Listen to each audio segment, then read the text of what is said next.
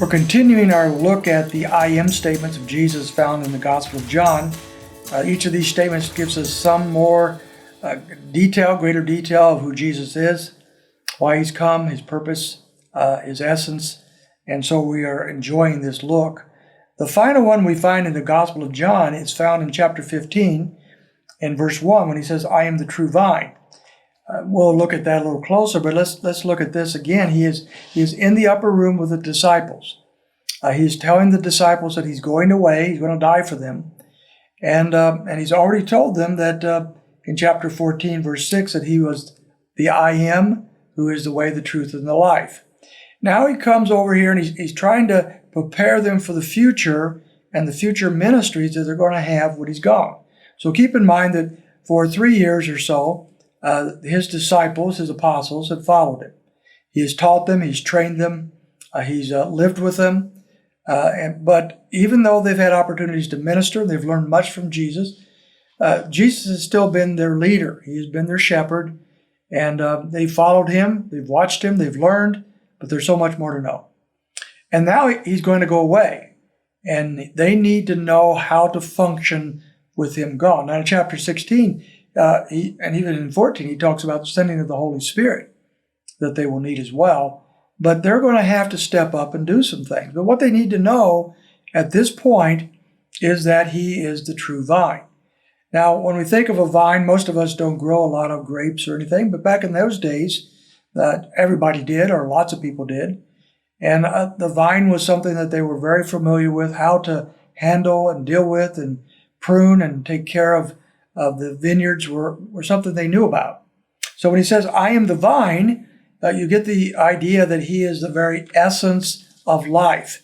There is no fruit. There are no grapes unless they're on the vine. The life is drawn from the vine, and without connection with the vine, then there is no life.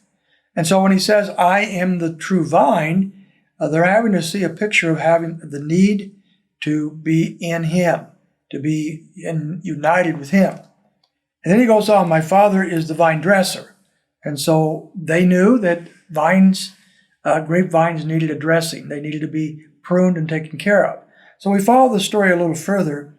Every branch in me that does not bear fruit, he takes away, and every branch that bears fruit, he prunes it so that it may bear more fruit. One of the things the Father is doing is working in our lives in such a way that we bear more fruit. He calls it pruning here. That means he might have to chop off some of the dead wood. He might have to do things that are not always pleasant for us and easy for us. But the Lord is in the process of maturing us, and so that we can bear more fruit for his glory. Said, you're already clean because of the word which I've spoken to you. So these are believers. These people are in the vine. Then he says, abide in me and I in you. As the branch cannot bear fruit of itself unless it abides in the vine, so neither can you unless you abide in me.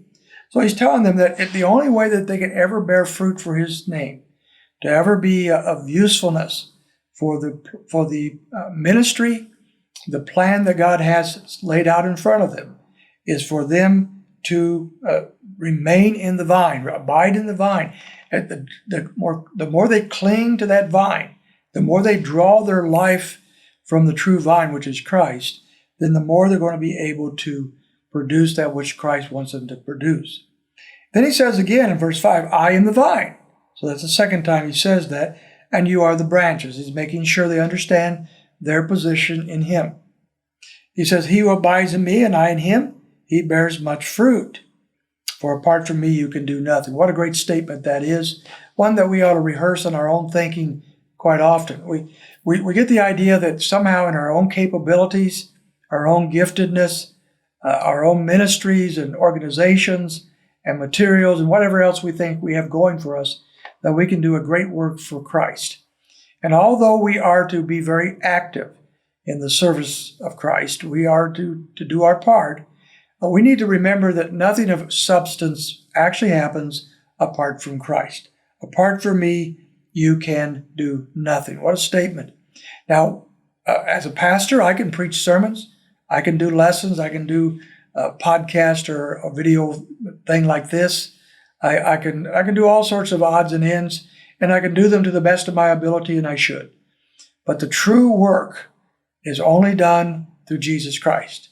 And only does he use us only if we are connected intimately and powerfully to the vine. Apart from him, we could do nothing. Let that sink in as we close out this time together in the vines of John, the I Ams of John, that apart from him, we can do nothing. That's a great statement.